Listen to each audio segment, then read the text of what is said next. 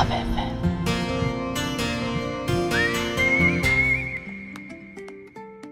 ये है यश, एक साधारण चाय वाला जिसका सपना था बड़ा आदमी बनने का।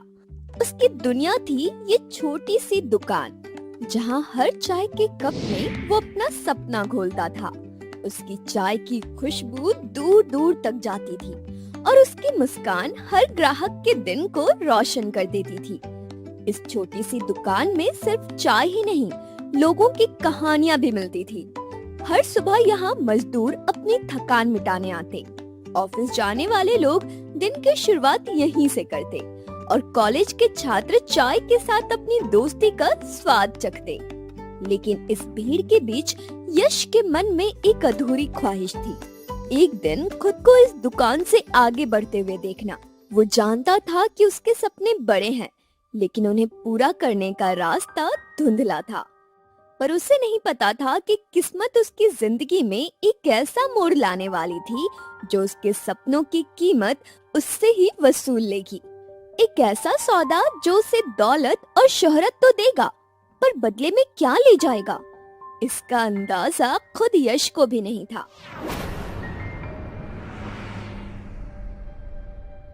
कार का दरवाजा खुलता है और अंदर से एक स्टाइलिश महंगी साड़ी पहने एक खूबसूरत लड़की बाहर निकलती है। मैडम, चाय लीजिए, हमारी स्पेशल अदरक वाली। स्वाद ऐसा कि अगर एक बार पी ली तो दिल कहेगा और दो। चाय तो पीऊंगी, पर पहले बात करनी है। जी, मुझसे? हाँ, तुमसे। तुम्हें करोड़पति बनना है ना? मैडम देखिए, मैं चाय बेचता हूँ, सपने नहीं। करोड़पति बनना तो दूर, अभी मेरे पास इतने भी पैसे नहीं हैं कि कुल्हड़ वाली चाय मुफ्त में दे सकूं। अगर मैं कहूँ कि मैं तुम्हें एक ही रात में करोड़पति बना सकती हूँ तो? अरे वाह मैडम, ऐसा ऑफर तो मेरे सपने में भी नहीं आया। आप कोई जादूगरनी है क्या? आप सच में मजाक तो नहीं कर रही? तुम्हारे पास सिर्फ 2 मिनट है सोचने के लिए। या तो मेरी गाड़ी में बैठो या फिर यहीं रहकर पूरी जिंदगी चाय बेचते रहो। यश का चेहरा पढ़ा नहीं जा सकता। वो कभी अनन्या को देखता तो कभी अपनी छोटी सी दुकान को। आसपास खड़े लोग भी सस्पेंस में हैं। एक ठहराव सा आ जाता है। फिर यश धीरे धीरे गाड़ी की तरफ बढ़ता है। क्या ये उसकी जिंदगी का सबसे बड़ा फैसला होगा या सबसे बड़ी गलती? कार शहर की चमचमाती सड़कों पर दौड़ रही है। अंदर की फिजा बिल्कुल शांत, लेकिन माहौल में तनाव है। ड्राइवर आगे ध्यान से गाड़ी चला रहा है, जबकि पीछे की सीट पर अनन्या और यश बैठे हैं। यश के चेहरे पर अभी भी संदेह और आश्चर्य के भाव हैं, जबकि अनन्या बिल्कुल गंभीर नजर आ रही है। देखिए मैडम, आप मुझे करोड़पति बनाने की बात कर रही हैं, लेकिन मुझे समझ नहीं आ रहा कि एक मामूली चाय वाले में ऐसा क्या खास है कि आप मुझे ये ऑफर दे रही हैं। मुझे एक नकली पति चाहिए, सिर्फ 6 महीने के लिए। बदले में 1 करोड़ रुपए मिलेंगे। यश को मानो करंट लग गया हो। उसकी आंखें चौड़ी हो जाती है। वो एक पल के लिए अनन्या को देखता रह जाता है, फिर हड़बड़ाते हुए हंसने लगता है। ओह अच्छा, ये कोई प्रैंक शो चल रहा है। बताइए, कैमरा कहाँ है? देखिए, मुझे बहुत देर से शक हो रहा था कि कुछ न कुछ गड़बड़ तो जरूर है। ये कोई मजाक नहीं है यश, मैं सीरियस हूँ। पर नकली शादी? लेकिन ऐसा क्यों? वो मेरे दादाजी की वसीयत। उनके अनुसार अगर मैं शादी नहीं करती हूँ तो उनकी पूरी संपत्ति ट्रस्ट के नाम हो जाएगी, और मैं वो संपत्ति किसी और को देने के लिए नहीं बैठी हूँ। ओह, तो ये बात है। मुझे शादी चाहिए, लेकिन सिर्फ कागजों पर, असल में नहीं। इसलिए मुझे एक ऐसा शख्स चाहिए जो बिना कोई इमोशनल ड्रामा किए सिर्फ 6 महीने के लिए मेरा नकली पति बन सके, और बदले में उसे इतना पैसा मिले कि वो पूरी जिंदगी चैन से बिता सके। यश कुछ सेकंड तक खामोश रहता है। गाड़ी के अंदर सिर्फ इंजन की हल्की गूंज सुनाई देती है।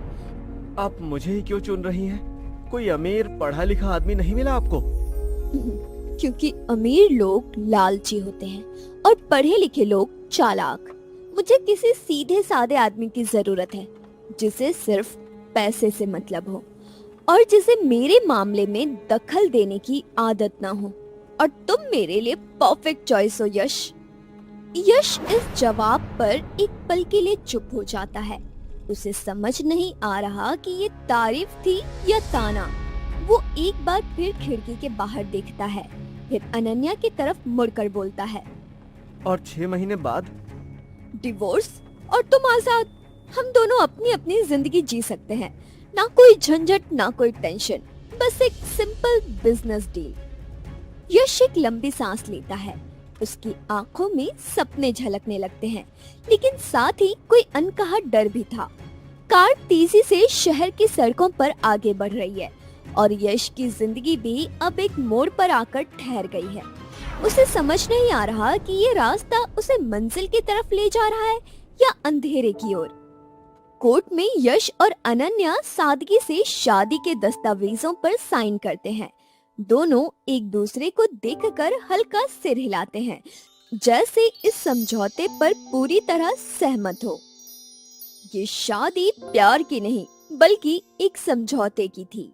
6 महीने की डील जिसमें यश को अमीरी और अनन्या को आजादी मिली थी।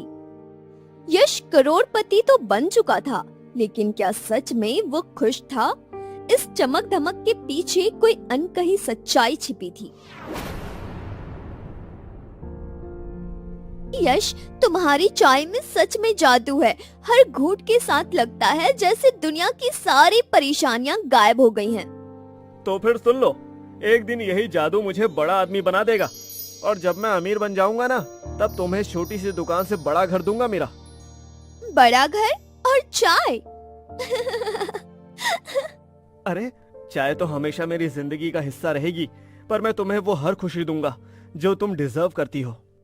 यश, अगर तुम बड़े आदमी बन गए तो क्या तब भी हमारी दुनिया वैसी ही रहेगी? पागल हो क्या? मैं कितना भी अमीर क्यों ना हो जाऊं, पर हमारी ये चाय, ये बातें और ये दोस्ती कभी नहीं बदलेगी। ये मेरा वादा है मेरा। अब यश अपने आलीशान बंगले की बालकनी में खड़ा है, हाथ में ब्रांडेड कप में चाय लिए। लेकिन इस चाय में वो पुराना स्वाद नहीं, वो जादू नहीं। उसकी आंखों में नमी झलकती है। अगर तुम सच में बड़े आदमी बन गए तो क्या तब भी हमारी दुनिया वैसी ही रहेगी? और इस सवाल का जवाब अब शायद यश के पास नहीं है।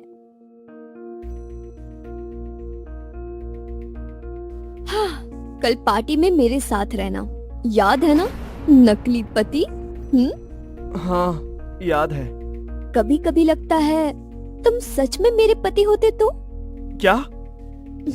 भूल जाओ, सिर्फ एक समझौता है ये। रात का सन्नाटा, हल्की हवा बह रही है। वो कांपते हाथों से उस पुराने काउंटर को छूता है जहां कभी उसकी दुनिया बसती थी। उसकी आंखें भर आती हैं। एक तेज झोंका चलता है और उसके साथ ही यादों की बाढ़ सी आ जाती है। यश अपनी चाय बनाने में व्यस्त है। मीरा दूर स्टॉल पर बैठी उसे शरारत भरे मुस्कान के साथ देखती है। एक चाय का प्याला तैयार कर वो मीरा की ओर बढ़ता है। यश, जब तेरा नाम बड़ा होगा तब ये दुनिया रहेगी या तू भूल जाएगा? अरे, ये दुकान तो मेरी जान है मेरा। जब तक मैं जिंदा हूँ ना, ये दुकान भी रहेगी, चाहे कुछ भी हो जाए। मीरा हंस देती है और दोनों चाय के कप टकराते हैं। वो पल मानो हमेशा के लिए थम जाता है। वो धीरे से कुर्सी पर बैठता है। वो सिर झुकाकर बैठा रहता है। उसकी आंखों में वही सवाल गूंजता है, अगर तुम सच में बड़े आदमी बन गए तो क्या तब भी हमारी दुनिया वैसी ही रहेगी? और अब उसके पास इस सवाल का कोई जवाब नहीं बचता। मीरा, वही मीरा जिसके साथ उसने कभी अपने सपने बुने थे, आज किसी और के साथ है। वो दुल्हन के जोड़े में सजी हुई है। उसके चेहरे पर हल्की मुस्कान है, लेकिन यश के लिए वो मुस्कान हजारों सवाल छोड़ती है। कभी कभी पैसे से सब कुछ नहीं मिलता, ये मैंने भी सीखा है। यश अनन्या की ओर देखता है। उसकी आंखों में पहली बार वो दिखता है। मुझे मेरा सपना तो मिल गया, पर मेरी दुनिया खो गई। मीरा अपने दूल्हे के साथ कार में बैठती है। गाड़ी धीरे धीरे दूर चली जाती है, शायद हमेशा के लिए। अनन्या अपने कैबिन में अकेली बैठी है। उसके सामने बेशुमार फाइलें और लैपटॉप खुली है। तभी दरवाजे पर दस्तक होती है। वो सिर उठाकर देखती है। यश। मैं ये समझौता तोड़ रहा हूँ, मुझे ये दौलत नहीं चाहिए। अनन्या के हाथ कॉन्ट्रैक्ट की तरफ बढ़ते हैं, पर वो उन्हें छू नहीं पाती। उसकी आंखों में अविश्वास झलकता है। यश, ये मजाक करने का समय नहीं है। ये सिर्फ दौलत नहीं, तुम्हारा पूरा भविष्य है। नहीं अनन्या, ये सिर्फ दौलत थी, मेरा भविष्य नहीं। मेरा भविष्य वहाँ है जहाँ मैं खुश रह सकता हूँ, जहाँ मेरा मन बसता है, मेरे चाय की दुकान के पास। और मेरे पास? मैं क्या तुम्हारी दुनिया का हिस्सा नहीं हूँ? तुम्हारे पास सब कुछ है अनन्या, लेकिन शायद वो नहीं जो तुम्हें चाहिए। और मैं वो नहीं हूँ जिसकी तुम्हें जरूरत है। अनन्या का चेहरा मुरझा जाता है। उसके होंठ कांपने लगते हैं, लेकिन वो कुछ नहीं कह पाती।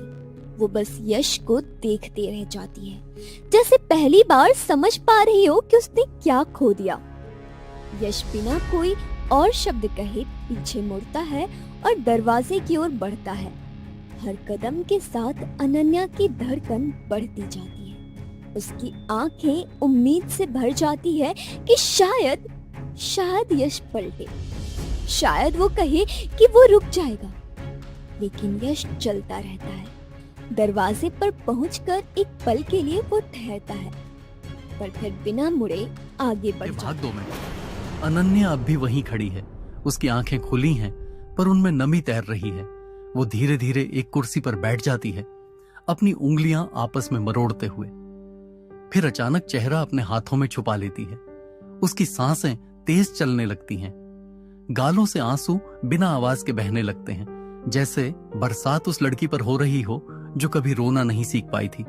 लेकिन अब वो जा चुका था और अनन्या पहली बार अकेली नहीं, असहाय महसूस कर रही थी। कहने को ये सिर्फ एक समझौता था, लेकिन जब कोई यूं चला जाता है तो दिल का कोई कोना दरक ही जाता है। क्या वो एक बार भी मुड़कर देख सकता था? क्या उसे पता था कि उसकी खामोशी ने क्या तोड़ा? उसे जाने से रोक नहीं पाई, लेकिन क्या वो जानता है कि उसके हर कदम के साथ मैं कितनी बार टूटी हूँ? जब वो मेरे साथ इस घर में था, क्या तब भी वो इतना ही दूर था जितना आज है? शादी का दिन, कोर्ट के बाहर दोनों खड़े हैं। दस्तखत होते हैं, लेकिन चेहरों पर कोई उत्सव नहीं। ड्राइंग रूम की चुप्पी। शाम का समय, दोनों एक ही कमरे में हैं, पर अलग अलग कोनों में। बीच की दूरी नाप नहीं सकते। Dinner table. यश चुपचाप खाना परोसता है। अनन्या खाती है, पर उसकी नजरें थाली से ऊपर नहीं उठती। वो मुझे समझने की कोशिश कर रहा था, लेकिन मैं खुद को ही समझ नहीं पाई। कभी कभी चुप्पी भी बहुत कुछ कह जाती है। हम दोनों जैसे कुछ कहना चाहते थे, लेकिन डरते थे कि कहीं वो टूट ना जाए जो थोड़ा बहुत जुड़ चुका था। रात का समय। हवेली का एक अंधेरा कमरा, जहां अनन्या के दादाजी की पुरानी तिजोरी है। कमरे में अनन्या के चाचा, चाची और उनका बेटा रोहित बैठकर चर्चा कर रहे हैं। बुजुर्ग ने तो सारा खेल ही बिगाड़ दिया। सारी जायदाद उस लड़की के नाम कर दी। कम से कम कुछ तो हमारे बेटे के नाम होना चाहिए था। रोहित दिन रात उनके साथ रहता था, फिर भी उसे कुछ नहीं मिला। अगर वो शादी कर लेती है और 6 महीने तक वो रिश्ता बना रहता है, तो हमें कुछ नहीं मिलेगा। सब कुछ उसके नाम चला जाएगा। तभी तो उस यश को दूर करना होगा। वो हमारा सबसे बड़ा खतरा है। वो तीनों किसी वकील की फाइलों को देखते हैं और फिर एक नकली वसीयत बनाने की योजना बनाते हैं। यश के कंधे पर एक छोटा बैग है, चेहरा थका हुआ और आंखों में खोया हुआ सा भाव। वो चारों ओर देखता है। उसकी पुरानी गली, जो कभी जिंदगी से भरी होती थी, अब सुनसान सी लग रही है। यही तो था मेरा घर, मेरी सुबह, मेरी पहचान। धीरे धीरे वह उस कोने की तरफ बढ़ता है जहां उसकी चाय की दुकान थी। वही जगह, वही दीवारें, लेकिन अब सब कुछ जंखाया सा लगता है। शटर बंद है, उस पर एक फटा सा पोस्टर चिपका है। दुकान बिकाऊ है, संपर्क करें। उसकी नजर वहीं टिक जाती है। होंठ कांपते हैं, लेकिन कुछ कह नहीं पाता। वह शटर को धीरे से छूता है, जैसे किसी बीमार दोस्त का माथा। यह दुकान मेरा सपना नहीं थी, मेरी पहचान थी और आज उस पहचान पर बिकाऊ का टैग लग गया है। वो थक कर फुटपाथ पर बैठ जाता है, बैग पास रख देता है। शाम अब रात में बदल रही है। चुपचाप बैठा वो यादों में डूबता है। मीरा की हंसी गूंजती है। यश, तुम्हारे चाय में जादू है। एक दिन यही दुकान मेरी दुनिया बदल देगी। मैंने क्या खो दिया और क्या पाया। दुकान की सीढ़ियों पर बैठा यश आसमान की ओर देखता है, जैसे कोई जवाब ढूंढ रहा हो। यश उनकी तरफ देखता है, हल्की सी मुस्कान देता है, पर कुछ नहीं कहता। उसके भीतर भी अब सवाल बहुत हैं। अनन्या देर रात में घर लौटती है। मेंशन के मुख्य हॉल में उसके चाचा, चाची और रोहित पहले से बैठे हैं। जैसे ही वह भीतर आती है, सबकी नजरें उस पर टिक जाती हैं। यश कहाँ है? वो तुम्हारे साथ नहीं आया? वो बिजनेस ट्रिप पर गया है, 1 हफ्ते में लौट आएगा। शादी हुए हफ्तों हो गए और अभी से अलग अलग रह रहे हो। या फिर कुछ और चल रहा है? अनन्या की आंखों में एक पल के लिए दर्द और डर झलकता है, लेकिन वो तुरंत संभल जाती है। अगर मेरे निजी जीवन में किसी को ज्यादा दिलचस्पी है तो पहले अपनी नीयत साफ करें। तीनों थोड़े असहज हो जाते हैं। अनन्या सीधा अपने कमरे की ओर बढ़ जाती है। ऊपर जाते हुए उसकी चाल में ठहराव है और चेहरे पर थकान। कमरे का दरवाजा बंद होते ही वो पीठ टिकाकर जमीन पर बैठ जाती है, फिर आंखें बंद कर लेती हैं और गहरी सांस लेती है। रात भर यश वहीं दुकान के बाहर बैठा रहा, आंखों में नींद नहीं। अगली सुबह कुछ पुराने ग्राहक उसे पहचानते हैं। अरे यश बेटा, तू वापस आए क्या? हम तो समझे तू अब अमीर बन गया है, यहां का क्या करेगा? यश उनकी तरफ देखता है, हल्की सी मुस्कान देता है, लेकिन कुछ नहीं कहता। यश ने तय कर लिया था, अब वो फिर से वहीं से शुरुआत करेगा जहां से उसने सपने देखना शुरू किया था। उसने बिकाऊ का टैग हटाया, दुकान का शटर खोला और हर कोने से पुरानी धूल को साफ किया। फिर वही चाय का ठेला, वही केतली, वही कुल्हड़, सब कुछ उसी पुराने अंदाज में वापस आया। पहली चाय फिर से बनी, वही अदरक वाली। भीड़ नहीं थी, लेकिन हर घूंट में उसकी पुरानी पहचान लौट आई थी। यश की आंखों में अब अफसोस नहीं, सुकून था। अब वो चाय बेच रहा था, लेकिन खुद को खोकर नहीं, खुद को पाकर। यश के जाने के बाद अनन्या के सामने सिर्फ अकेलापन नहीं था, बल्कि जिम्मेदारियों और झूठ का एक भारी बोझ भी था। दादाजी की वसीयत की हर पंक्ति अब उसे डराने लगी थी। वहां साफ लिखा था, अगर शादी 6 महीने तक बनी रहती है तो सारी संपत्ति अनन्या के नाम की जाएगी। लेकिन अगर यश ही वापस ना आया तो वो क्या जवाब देगी? अपने परिवार को कब तक ये कहती रहेगी कि यश बिजनेस ट्रिप पर है? उसके चाचा, चाची और रोहित की निगाहें हर पल उसे परख रही थी।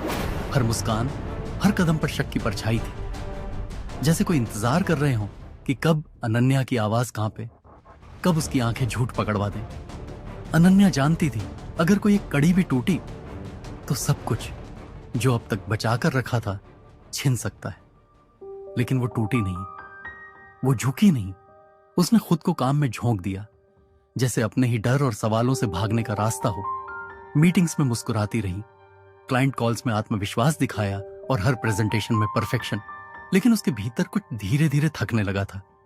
हर रात जब ऑफिस से घर लौटती तो दरवाजे के पीछे सिर्फ सन्नाटा उसका इंतजार करता था। अनन्या रात को ऑफिस से घर लौट रही होती है। रास्ता सुनसान है और स्ट्रीट लाइट्स टिमटिमा रही हैं। उसकी गाड़ी एक मोड़ पर धीरे होती है। तभी सामने से बाइक पर 2 नकाबपोश युवक आते हैं और अचानक उसकी कार के सामने आकर रुक जाते हैं। अनन्या चौंक जाती है और घबराकर ब्रेक लगाती है। वो शीशे से झांकने की कोशिश करती है। तभी उनमें से एक बाइक सवार जोर से कार के बोनट पर हाथ मारता है। तुम लोग चाहते क्या हो? वो तेजी से दरवाजा लॉक करने की कोशिश करती है, लेकिन घबराहट में उसका हाथ कांपता है। इतने में एक नकाबपोश उसकी खिड़की की ओर झुकता है और कुछ कहता है जो अनन्या सुन नहीं पाती। उसकी आवाज डरावनी और दबाव भरी है। उसकी सांसें तेज हो जाती हैं।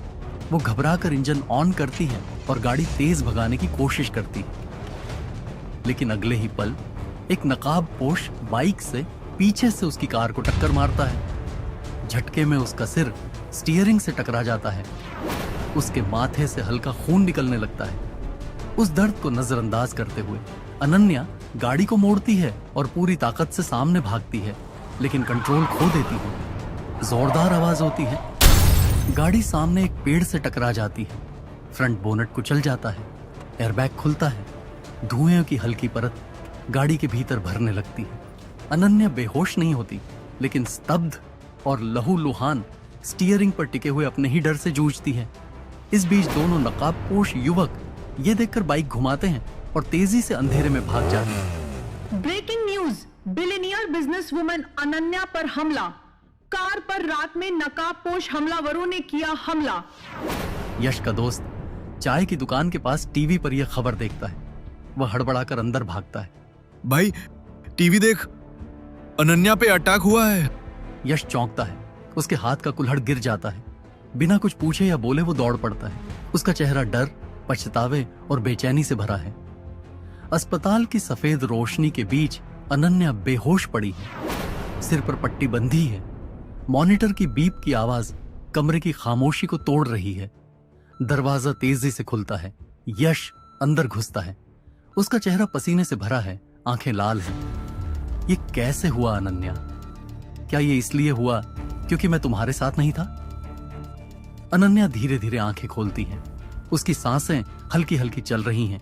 आंखों में दर्द और थकावट साफ झलकती है। वो अनन्या के पास जाकर रुकता है, धीरे से उसके हाथ को पकड़ता है। तुम नहीं जानते यश, तुम्हें कुछ नहीं पता मेरी दुनिया के बारे में। मेरे घर में जो हो रहा है, जो साजिशें रची जा रही हैं, तुम उस सब से अनजान थे।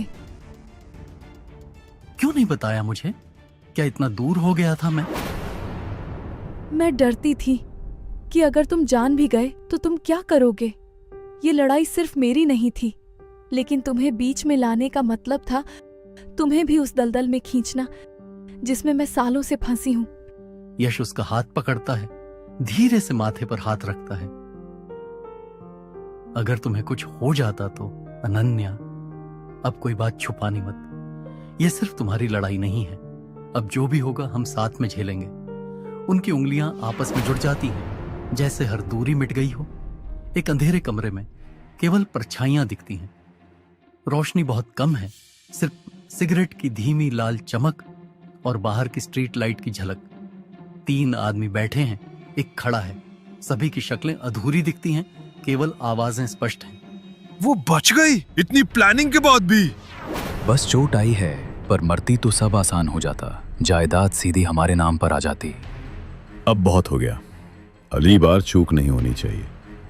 इस बार उसका नाम और अस्तित्व दोनों मिटा देना। लड़की चालाक है। यश को भी वापस खींच लाने में कामयाब रही। अब दोनों को अलग करना और मुश्किल। तो क्या करें? जो करना है जल्दी करना होगा। वक्त ज्यादा नहीं है। अगली बार आखिरी होना चाहिए। अनन्या बिस्तर पर लेटी है, माथे पर पट्टी बंधी है, आंखें थकी हुई लेकिन तेज। यश उसके पास बैठा है, उसका हाथ अभी भी मजबूती से पकड़े हुए। यश, वो सिर्फ मेरी दौलत के पीछे नहीं है, वो मेरी जिंदगी लेना चाहते हैं। मेरा अपना परिवार, मेरा खून मुझे खत्म करना चाहता है। कौन अनन्या? मुझे सब कुछ बता, अब कोई राज नहीं।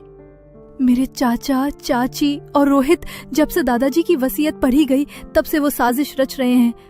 उन्होंने एक नकली वसीयत बनाई है। अगर मैं 6 महीने तक शादी में नहीं रही तो सारी जायदाद उनके नाम हो जाएगी, और अब वो मेरा नाम मिटाना चाहते हैं। तू वो हमला, वो कोई आम लुटेरा नहीं था?